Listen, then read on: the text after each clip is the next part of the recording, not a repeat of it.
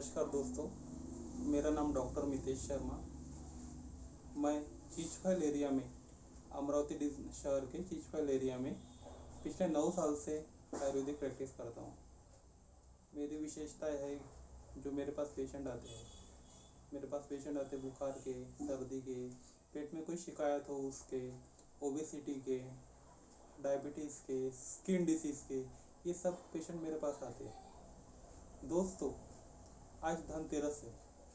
धनतेरस दिवाली के 2 दिन पहले आती है, लेकिन आज धनतेरस जो है दिवाली के 1 दिन पहले आई है। तो धनतेरस का आयुर्वेद के क्षेत्र में बहुत महत्व है। आज जो है भगवान धन्वंतरी जो आयुर्वेद के पूज्य दैवत है, उनकी जयंती मनाई जाती है। सबसे पहले मैं आपको भगवान धन्वंतरी के बारे में बताना चाहूँगा।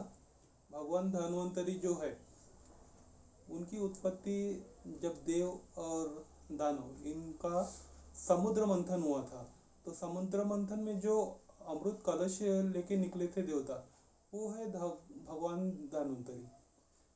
भगवान धन्वंतरी के हाथ में शंख रहता है, चक्र रहता है, जलौका यानी लीच रहती है और अमृत कलश रहता है। तो ऐसी प्रतीकात्मक जो है वो हमारे भगवान धन्वंतरी है। दूसरा सबसे इम्पोर्टेंट चीज़ ये है कि आज जो है पिछले 5 साल से हमारे माननीय पंत प्रधान श्री नरेंद्र मोदी जी, इन्होंने आज का जो दिन है, धनतेरस का जो दिन है, वो राष्ट्रीय आयुर्वेद दिन ये घोषित किया हुआ है। तो आज 5वां राष्ट्रीय आयुर्वेद दिन है और इसकी थीम जो है वो है आयुर्वेद फॉर कोविड पैंडेमिक।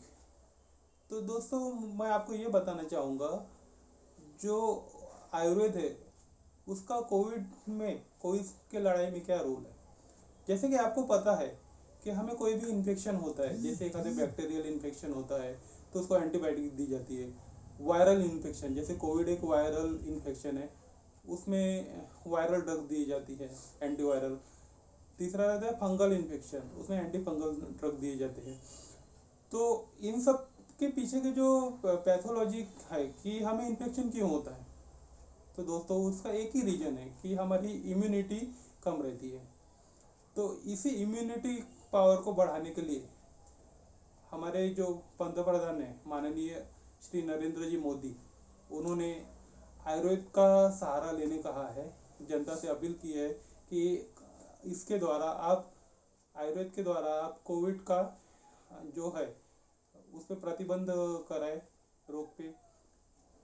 तो मुझे ये कहना है कि अगर आपकी इम्यूनिटी अच्छी रहेगी तो आपको कोई भी बीमारी नहीं है। कोविड क्या, बाकी भी इन्फेक्शन जो है वो नहीं होंगे, और अगर इन्फेक्शन हुए भी तो उसके जो सिम्टम्स है वो आप में नज़र नहीं आएंगे। सिम्टम्स जो क्या कहते हैं, मोर्टेलिटी रहती है, मृत्यु दर रहती है, वो नहीं बढ़ेंगी।